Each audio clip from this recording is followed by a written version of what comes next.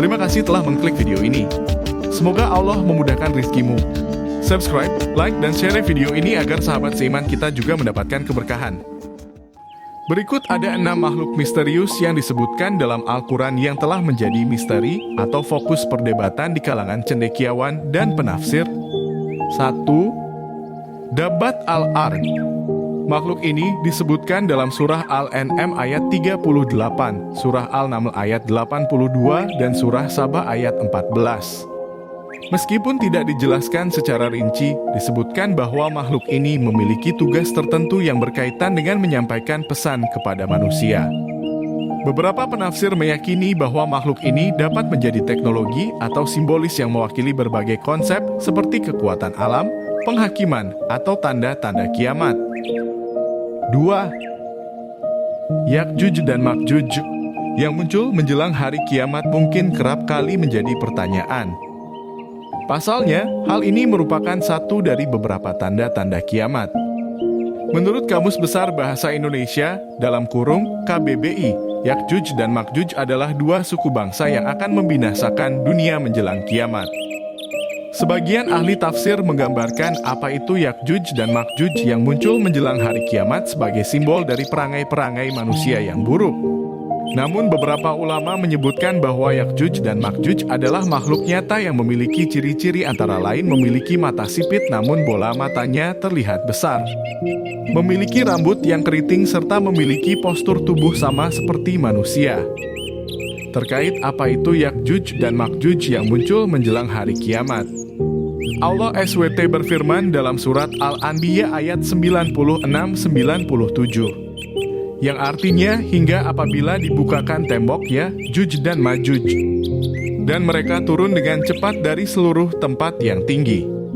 Dan telah dekatlah kedatangan janji yang benar, dalam kurung, hari berbangkit, maka tiba-tiba terbelalaklah mata orang-orang yang kafir.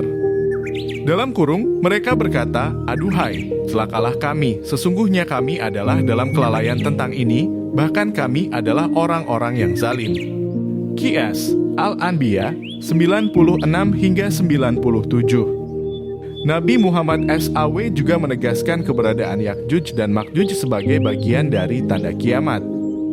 Apa itu Yakjuj dan Makjuj yang muncul menjelang hari kiamat sebagai tanda hari kiamat terdapat dalam sabda beliau, yaitu kiamat tidak akan terjadi sampai kalian melihat ada 10 tanda terbitnya matahari dari barat, munculnya dukhan, adanya dabbah hewan melata yang bisa memberi tanda, dan keluarnya Yakjuj dan Makjuj.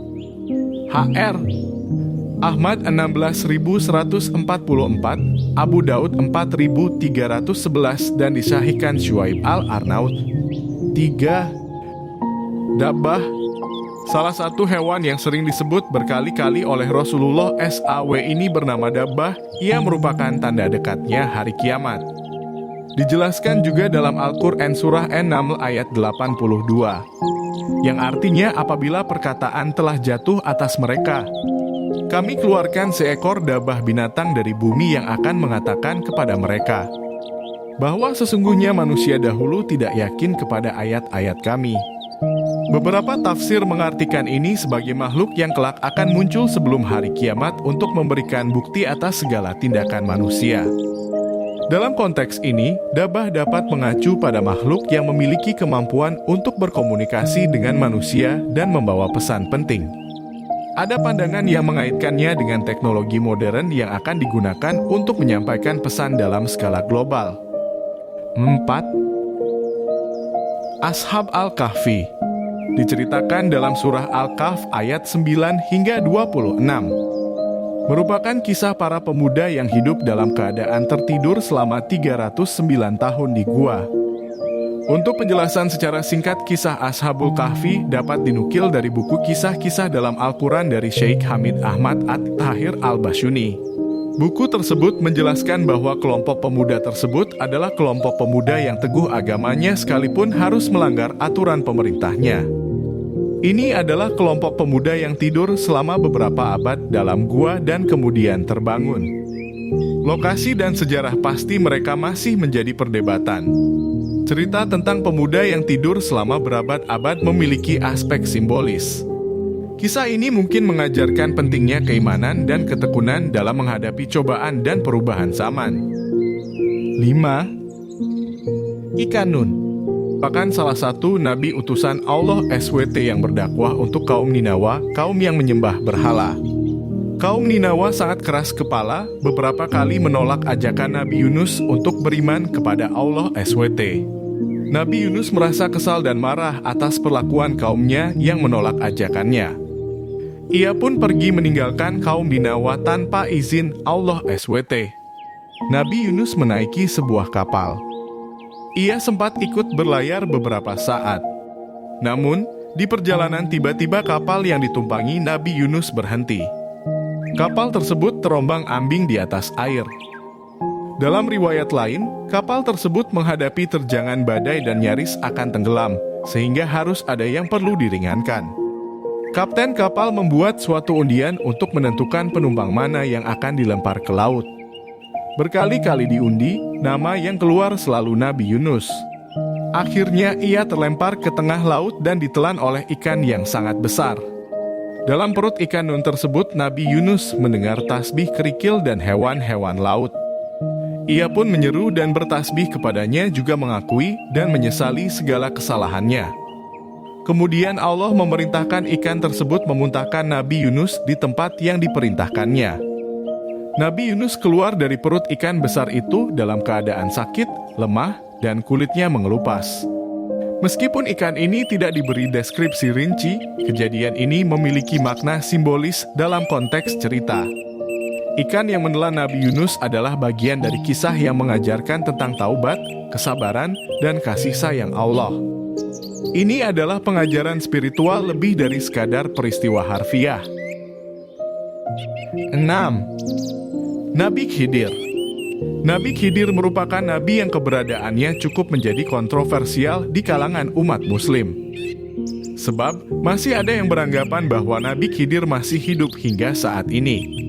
Lantas siapa Nabi Khidir ini? Berikut ulasan tentang Nabi Khidir. Mengutip dari buku Kisah dan Misteri, disebutkan bahwa Nabi Khidir memiliki nama asli Balya bin Malkan bin Falih bin Abir bin Salik bin Arfaksad bin Sem bin Nuh al-Khidir.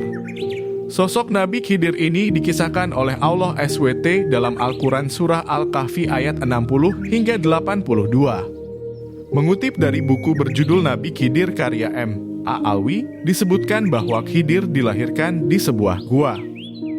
Ketika Khidir masih bayi, ibunya selalu memberikan susu kambing segar setiap hari. Suatu ketika, Khidir diambil oleh seorang penggembala dan dididik hingga beranjak dewasa. Khidir kemudian tumbuh menjadi anak yang cerdas dalam hal tulis-menulis dan membaca suhuf atau lembaran-lembaran yang diturunkan oleh Nabi Ibrahim. Sebenarnya, nama Khidir merupakan suatu gelar. Hal tersebut didasarkan pada suatu riwayat yang diterima oleh Abu Sa'idi Muhammad bin Abdillah bin Hamdun. Dari Abu Hamid bin Al-Husain Asy'araki bin Bashar dan Ahmad bin Yusuf. Keduanya berkata, Abdullah bin Hamid Al-Warak, dari Makki bin Abdan, dari Abu Al-Azhar, dari Abdur Razak, dari Muhammad, dari Wahab bin Munabbih, dari Abu Hurairah telah memberitahukan kepada kami bahwa Rasulullah pernah bersabda, ia dinamai Khidir sebab ia duduk dengan memakai pakaian dari bulu unta berwarna putih, di mana jika kain itu bergoyang, maka di bawahnya akan tampak berwarna hijau.